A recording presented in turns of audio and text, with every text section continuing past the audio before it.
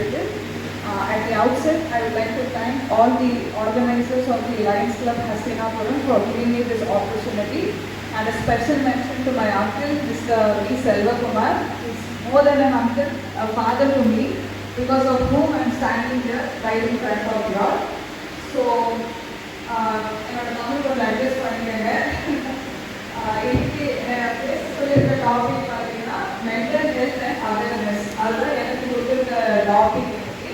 So இன்னைக்கு நம்ம என்ன தெரிஞ்சுக்கலாம்னா மனநலம்னா என்ன, வாட் இஸ் மென்டல் ஹெல்த், மனநலம்னா என்ன, ஒரு குட் மென்டல் ஹெல்த்னால நமக்கு வரக்கூடிய அட்வான்டேஜஸ் என்னென்ன, ஒரு நல்ல மனநலம் நம்ம மெயின்டைன் பண்ணணும்னா அதோட இம்பார்ட்டன்ஸ் நமக்கு என்ன, காமனாக நம்ம பார்க்கக்கூடிய மென்டல் இல்னஸ் என்னென்ன, டே டு டே ஆக்டிவிட்டீஸில் இல்லை நம்ம காமனாக பார்க்குற ஒரு mental illness, early warning science, கொஞ்சம் சீக்கிரத்திலே கண்டுபிடிக்கக்கூடிய சில சைன்ஸ், அப்புறம் நம்மளோட மென்டல் ஹெல்த்தை எப்படி நம்ம பாசிட்டிவாக வச்சுக்கலாம். ஸோ அதை பற்றி மட்டும் நீங்கள் ஷார்ட் அண்ட் ஸ்பிரிட்ஸ்க்கு நான் உங்ககிட்ட பேசுகிறேன்.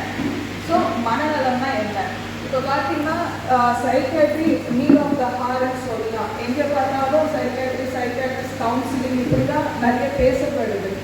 முன்னாடி காலத்தில் பார்த்தீங்கன்னா டேபுன்னு சொல்லுவாங்க, ஸ்டிக்மான்னு சொல்லுவாங்க. ஒரு மனநல பேஷண்ட்னா ஒரு டிஃப்ரெண்ட்டாக பார்ப்பாங்க. ஒரு மனநல டாக்டர் கிட்ட போனோம்னாலே நம்ம ஜனங்க அதை டிஃப்ரெண்ட்டாக தான் பார்த்துட்டு இருந்தாங்க. பட் இப்போ இருக்கிற சுச்சுவேஷனில் அப்படி கிடையாது. லைக் அப்போ இருந்த மைண்ட் செட் படி நீங்கள் பார்த்து